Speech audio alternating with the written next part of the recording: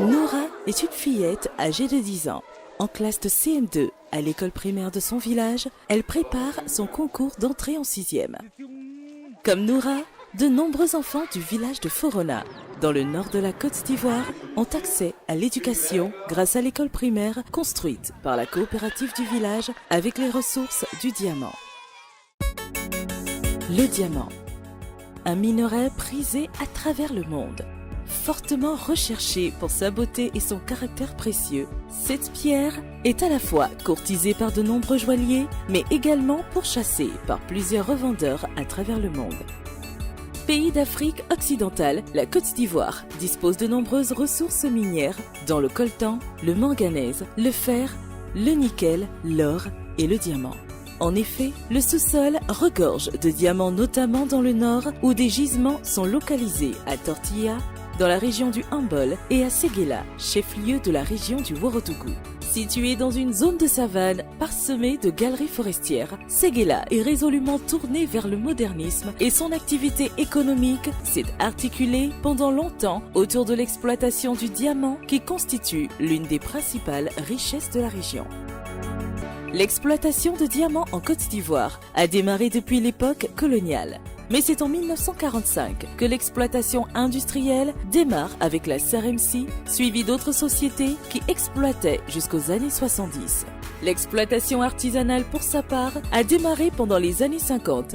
La production du diamant à cette époque n'était pas forcément symbole de sécurité. Les artisans miniers, à la recherche effrénée de la pierre précieuse, utilisaient des techniques très souvent dangereuses qui provoquaient des éboulements et même des disparitions d'artisans. L'environnement écologique également se trouvait fortement menacé, détruisant les terres cultivables avec une forte dégradation de la qualité de l'eau. Cette situation engendre également une situation d'insécurité avec des affrontements violents entre les forces de l'ordre et les réseaux de contrebande.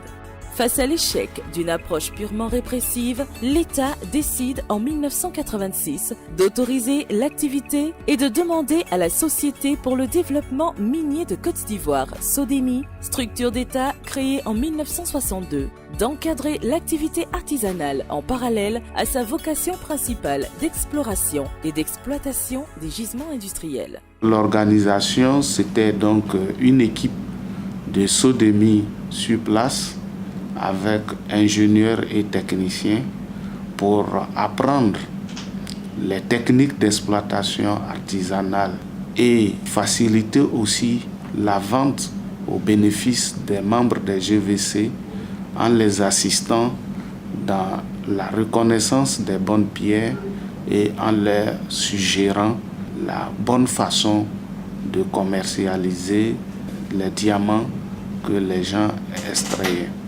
La SODEMI a donc démarré son encadrement de l'activité à travers des groupements à vocation coopérative GVC constitués de membres de chaque village. La SODEMI signe des conventions avec ces GVC pour fixer les conditions et responsabiliser ces structures à veiller au respect des règles. Nous sommes venus les regrouper en coopérative afin qu'ils puissent profiter aussi des richesses de leur sous-sol. Et donc nous avons copié ce modèle-là sur le modèle agricole. Donc les réunir et puis les mettre ensemble pour qu'ils puissent travailler et profiter des retombées de leur sous-sol. Au départ, ils n'étaient pas d'accord, mais avec le temps, ils ont compris que c'était pour leur bien-être. On était là pour eux, ce n'était pas pour nous.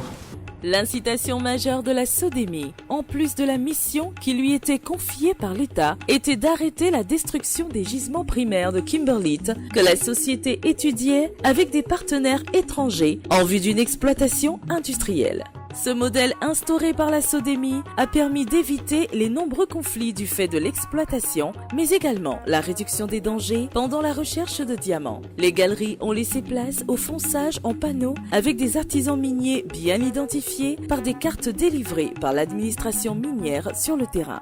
L'encadrement était aussi bien un modèle innovant et pionnier pour la coexistence harmonieuse entre exploitants à grande et à petite échelle, car les artisans s'abstenaient d'exploiter les gisements primaires. Le modèle SODEMI dans l'exploitation du diamant en Côte d'Ivoire a ainsi apporté un souffle nouveau aux populations en formalisant l'activité. Les villages se sont développés grâce aux ressources financières récoltées par les GVC sur les ventes. Les infrastructures se sont multipliées. Nous avons pour exemple le village de Bobi, belle vitrine du succès du modèle Sodemi à travers ses réalisations. Ce modèle-là a permis à Bobi de faire beaucoup de réalisations. Si vous voyez la grande mosquée, le centre de santé urbain de Bobi, maternité plus infirmerie plus logement des agents de santé, c'est grâce aux ressources issues du diamant. Vous voyez l'électrification, le château d'eau, le marché, le groupe scolaire de Bobi a été réalisé par la population. Donc la population, à travers donc, le modèle Sodemi, a pu utiliser les ressources issues du diamant pour poser des actions de développement. Malheureusement, cet idéal sera brisé en 2002 avec la crise militaro-politique entraînant la division du pays en deux avec le nord sous le contrôle des forces rebelles et le sud contrôlé par le gouvernement. Ces 10 ans de guerre ont contraint la Sodemi à stopper ses activités dans la zone. L'anarchie s'installe alors avec le pillage des années de travaux de recherche de Sodemi et le commerce illicite des ressources naturelles dont le diamant. Face à cette situation, l'Organisation des Nations Unies, ONU, a imposé en 2005 un embargo sur le diamant brut exporté de Côte d'Ivoire. Pendant ce temps, la situation sur le terrain reste alarmante. Les populations des villages assistent impuissantes au pillage de leurs sources principales de revenus et l'exploitation illicite des gisements primaires de kimberlite comme le dike de Bobi. À la fin de la crise en 2011, l'État a entrepris des actions pour normaliser la filière et devenir conforme au processus de Kimberley, le dispositif international qui régit le commerce du diamant brut. La Côte d'Ivoire est membre du processus mais n'a jamais été déclarée conforme. Au cœur de ces efforts était le secrétariat permanent de la représentation du processus de Kimberley en Côte d'Ivoire. La Côte d'Ivoire avait déjà un système de contrôle bien développé avec l'encadrement qui était mis en place par la Sodemi. Parce que déjà, on délivrait des cartes d'exploitants miniers, les gens étaient déjà pratiquement identifiés. Je peux dire que la Côte d'Ivoire était déjà prête à être conforme, n'eût été la crise que nous avons connue en 2002. Et donc, en 2012, après la crise, nous avons immédiatement commencé par la sensibilisation. Parce qu'après une décennie de crise, les gens avaient pris certaines habitudes. Il fallait procéder à la sensibilisation pour les amener à adhérer à notre idée de vouloir rentrer dans la chaîne légale. La Côte d'Ivoire est devenue conforme au système de certification du processus de Kimberley en novembre 2013, ce qui a créé les conditions pour la levée de l'embargo en avril 2014. Ce résultat a pu être obtenu grâce à de nombreuses actions, la sensibilisation des acteurs de la filière et les communautés minières, l'élaboration d'une stratégie participative en tenant compte des réalités locales et les bonnes pratiques internationales, l'harmonisation du régime fiscal avec la sous-région et le lancement de la chaîne de traçabilité sur le terrain. Cette chaîne de traçabilité repose sur le modèle d'encadrement de la Sodemi actualisée. La chaîne commence par les creuseurs détenteurs de cartes d'ouvriers miniers délivrées par l'administration minière. Chaque GVC, devenu société coopérative sous la loi uniforme OHADA, est considéré comme un exploitant minier artisanal en vertu de la convention signée avec la Sodemi qui est autorisée par arrêté ministériel à encadrer l'exploitation à caractère artisanal dans les zones de ces permis miniers. La Sodemi a mis quelque chose en place. Si on a eu un coin, on allait voir, les gars viennent mesurer une parcelle pour nous, et puis on s'en travaille dedans, et puis bon, ça va. Il y a des porchers qui s'en vont surveiller. Tant qu'il n'est pas là, on ne lave pas. Bon, quand on commence à laver, donc tout ce qu'on gagne, il prend tout ça là. Il compte avec les travailleurs. Après avoir fini de compter, il met dans un feu pour embarrer. Ils ont une enveloppe. Ils mettent dans cette enveloppe et puis ils écrivent le nom des chefs de groupe et nombre de graines. Bon, ils envoient au bureau. Si des acheteurs viennent, le monsieur il vient, il retire son graine. On les donne en même temps, il s'assoit, il commence à distribuer.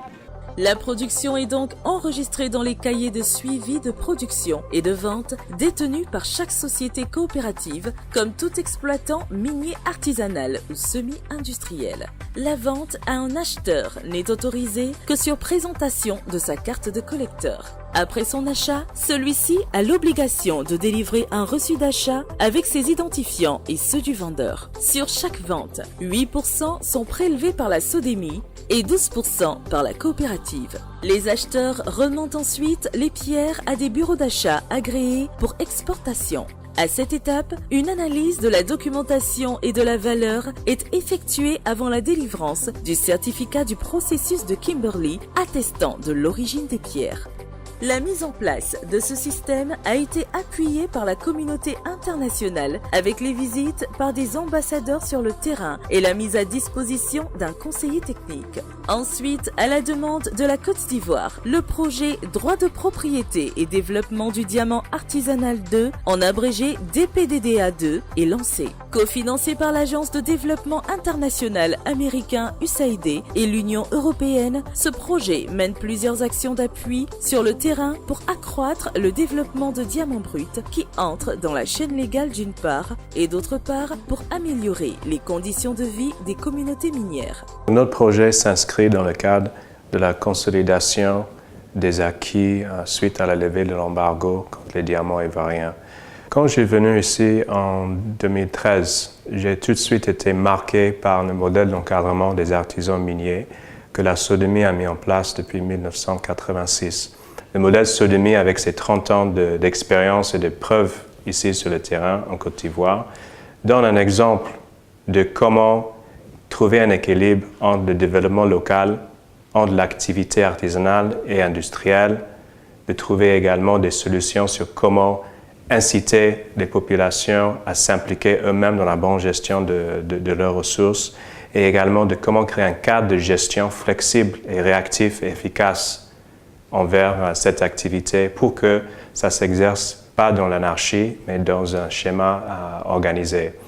Donc pour nous, comme projet DPDDA, on a toujours trouvé que ce modèle est très intéressant à appliquer ici en Côte d'Ivoire et à renforcer ici en Côte d'Ivoire, et c'est ce que nous faisons. Et nous pensons que le modèle SODEMI peut être intéressant en étant un modèle qui marche, un modèle qui réussit à organiser la filière au profit de l'État et au profit des communautés minières.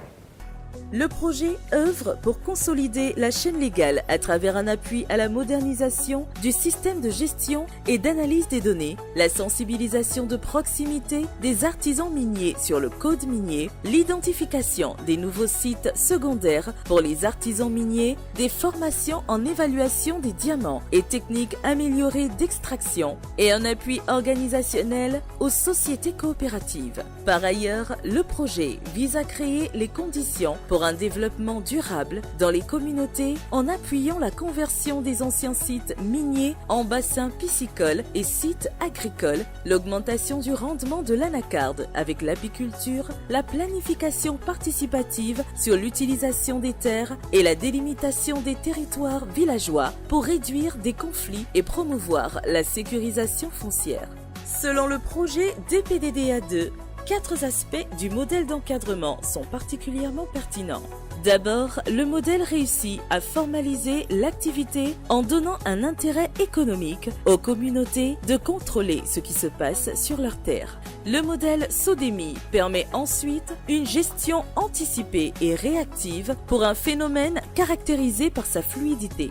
Le modèle favorise également le développement local en créant des fonds formels gérés directement par les communautés concernées. Enfin, le modèle SODEMI offre une piste de solution pour le problème de coexistence harmonieuse entre artisans miniers et détenteurs de permis de recherche industrielle. Quand les agents de la SODEMI arrivent, on s'attend au travail ensemble. Il n'y a pas de problème entre nous. Et puis avoir quelque chose pour nourrir ma famille, on se maintient dedans, quoi. J'ai 2 femmes, j'ai 3 enfants. Bon, c'est dans ce travail-là, actuellement, je me débrouille un peu. On travaille dans parcelle, c'est tranquille, c'est garanti, il y a sécurité. Quand on gagne diamant, on écrit, on amène au bureau. Arrivé au bureau, les collecteurs de diamants viennent, on les vend. On va venir montrer les autres. On va calculer chacun ce qu'il doit gagner. Partage. Tu peux rester ici aujourd'hui, voilà, moi je n'ai rien. Demain, tu peux me demander 100 000 francs, je peux te donner. C'est le travail. Le système est très bon. Il n'y a pas de problème, c'est-à-dire tu gagnes ton diamant. Tu travailles sur le terre de quelqu'un, sous le permis d'une société d'État.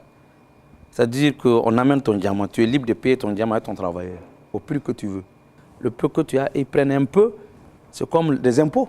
Donc à un moment donné, toi-même tu te dis que je participe au développement de ce village. Tu es fier aussi. Donc nous, ça nous fait pas mal, c'est très bon, c'est un bon système. Malgré ces nombreux points positifs, le modèle n'est pas parfait et le travail de gestion de cette ressource est un travail de longue haleine que l'État s'est montré engagé à poursuivre depuis plusieurs décennies. Au vu des nombreux problèmes engendrés par l'exploitation minière artisanale, l'expérience de la SODEMI ayant déjà fait ses preuves peut être une solution pertinente pour d'autres minerais ou d'autres contextes. Une adaptation de ce modèle aux réalités d'ailleurs ne serait-elle pas une réponse aux problèmes et risques de la filière en Côte d'Ivoire et dans la sous-région ? La jeunesse de demain, pour la plupart de ces régions, dépend de la situation de ces ressources minières, longtemps enveloppées par nos terres et prisées à travers le monde entier. Une bonne gestion de l'activité d'exploitation de ces ressources permettra sûrement de garantir un développement des régions et l'avenir des enfants d'aujourd'hui.